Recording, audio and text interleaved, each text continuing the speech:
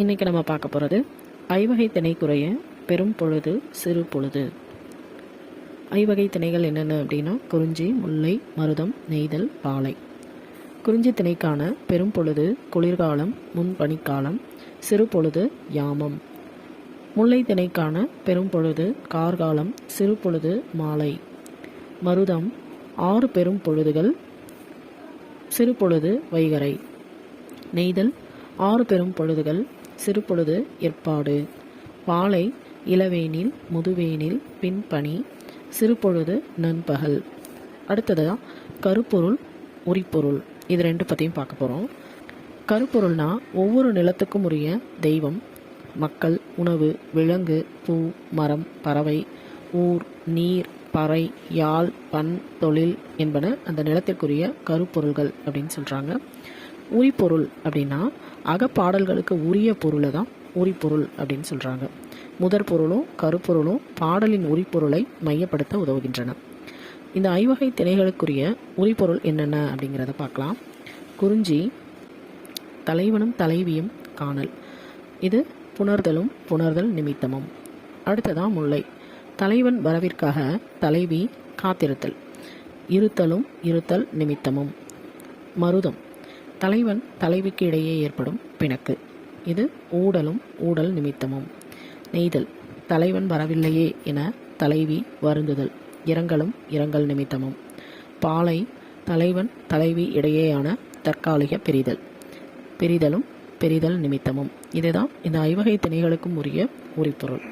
அடுத்ததாக ஐவகை திணைகளுக்கும் உரிய கருப்பொருள் ஒவ்வொன்றா நம்ம பார்க்கலாம். இப்போ கருப்பொருளில் ஏற்கனவே நம்ம 5 திணைகளுக்கும் உரிய தெய்வம், மக்கள், உணவு, விலங்கு, பூ, இன்னும் நிறைய நம்ம சொல்லியிருந்தோம். இப்போ ஒன்றா பார்க்க போகிறோம்.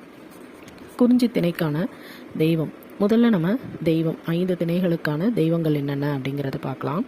குறிஞ்சி திணை முருகன், முல்லை திருமால், மருதம் இந்திரன், நெய்தல் வருணன், பாலை கொற்றவை.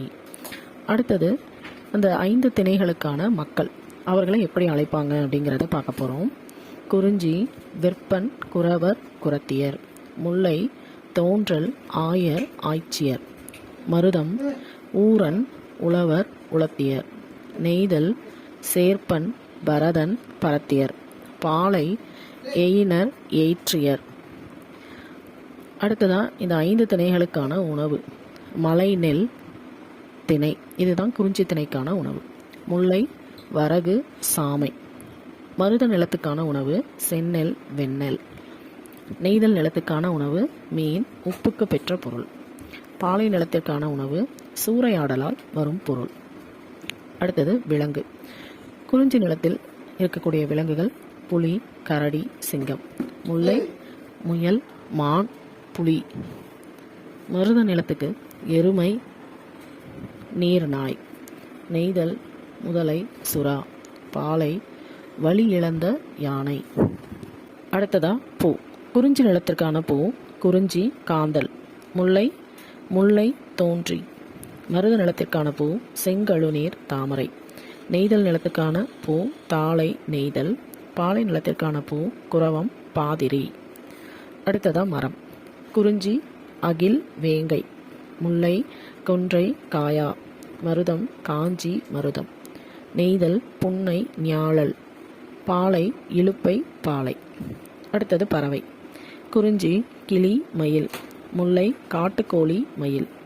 மருதம் நாரை, நீர்க்கோழி, அன்னம். நெய்தல் கடற்காகம். பாலை புறா, பருந்து.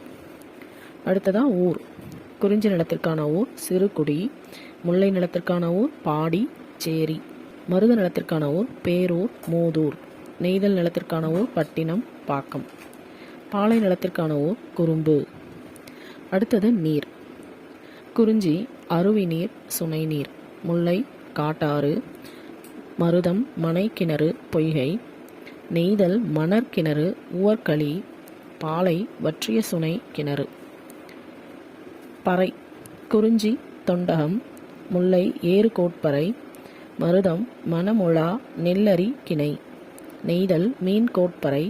பாலை துடி. யாழ். குறிஞ்சி குறிஞ்சியாழ். முல்லை முல்லையாழ். மருதம் மருதயாழ். நெய்தல் விலரியால், பாலை பாலையால். இதில் நெய்தலுக்கு மட்டும்தான் அந்த யாழினுடைய பெயர் மாறியிருக்கு, விலரியால்.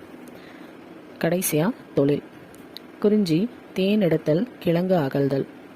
முல்லை ஏறு தழுவுதல், நிறை மேய்த்தல். மருதம் நெல் அறிதல், களை பறித்தல். நெய்தல் மீன் பிடித்தல், உப்பு விளைத்தல். பாலை வழிப்பறி, நிறை கவர்தல்.